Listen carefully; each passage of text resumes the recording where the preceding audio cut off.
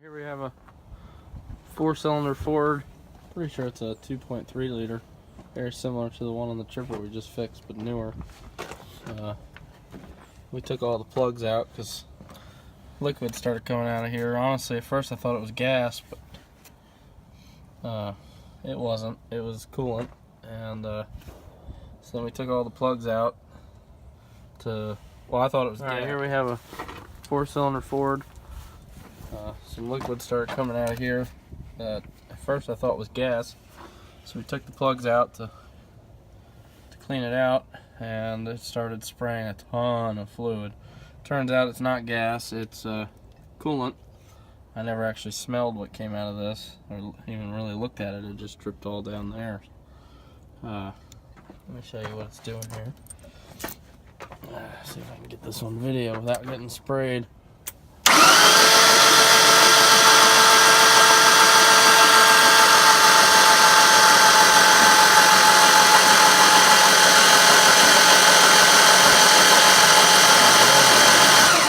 Probably could see it in that video.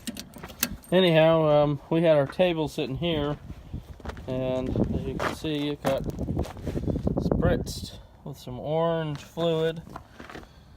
So we checked inside the radiator, and the coolant in this engine is orange. So we're getting coolant into the cylinder. So I think we're going to start tearing the head off and get a new head gasket.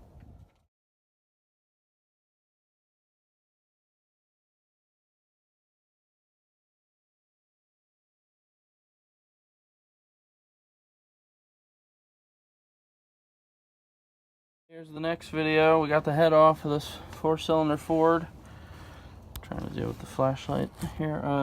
The reason it had coolant in cylinder number 4 has a crack block. Not sure why it cracked. It clearly has coolant in it. Very orange. The coolant, I mean, we're out here, it's like 10 degrees right now, and it's liquid, so it definitely didn't freeze.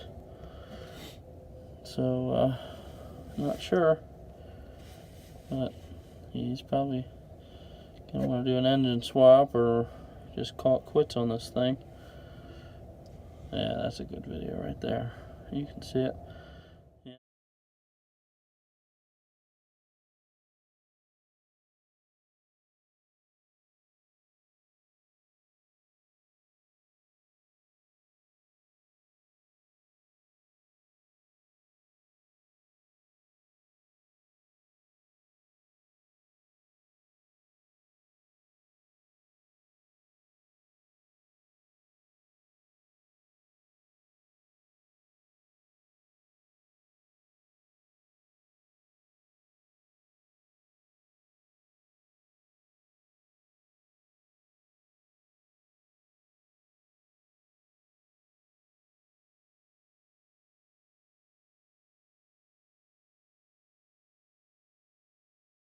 We got the block back.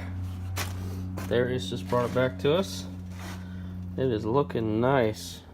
Nice and shiny. If you look real close, you can see the lip of the new sleeve, but you can't feel it at all. And you can see down in there, that's the same spot that had the big crack. No crack at all now. Every cylinder looks like it's been honed out and machined. And we got a whole new set of pistons. They're already attached to their connecting rods. And we got a bunch of new parts. And over there we got a whole gasket set. We'll work it in Mike and them's storage building, I guess. But we're gonna get her done.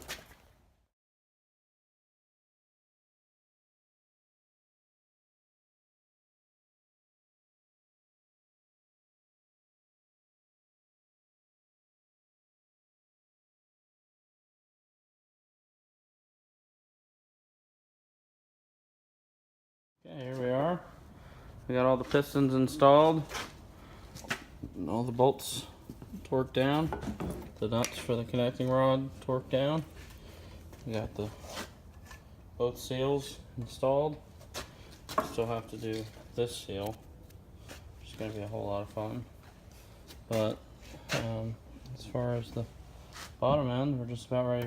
We're going to clean up the mating surface here, put a little goop on it, put the new gasket in, put it on there, and then we'll be getting all the auxiliary stuff on, and then move it on to the head. So that's our current setup right now. And take another video later.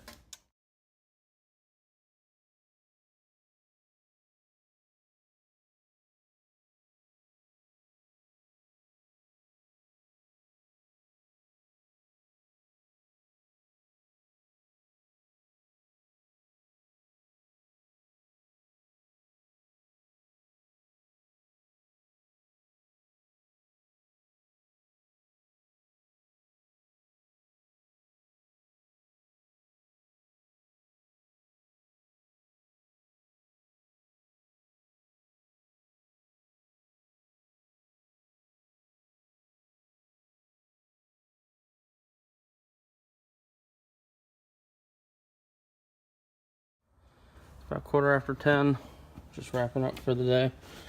We're determined to get this thing as close to done as possible today. That way tomorrow we can do the finishing touches and get it installed on a machine. So we got the timing set, alternators obviously back on. Any hoses we could, we went ahead and hooked back up. Got the flywheel back on there.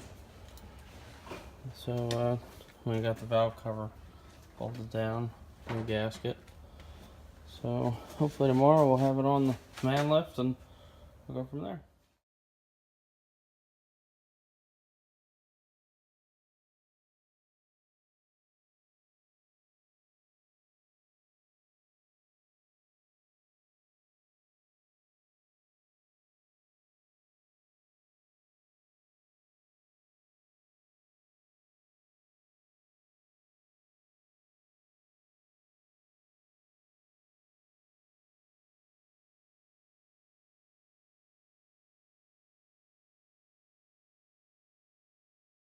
Again. The other night we had a big issue. This thing would start, run for 10 seconds and die. Earlier it ran for a while and then it kind of went back to the way it was. So yeah, it runs good, so we know it's something shutting it down. So what we did is, it's got a newer distributorless ignition system, DIS. We actually just jump power to it, and I'm gonna start it up. You can see what happens when I don't hit this.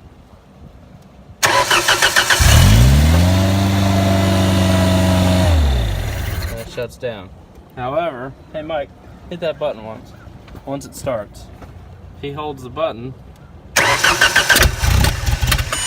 woo, try again.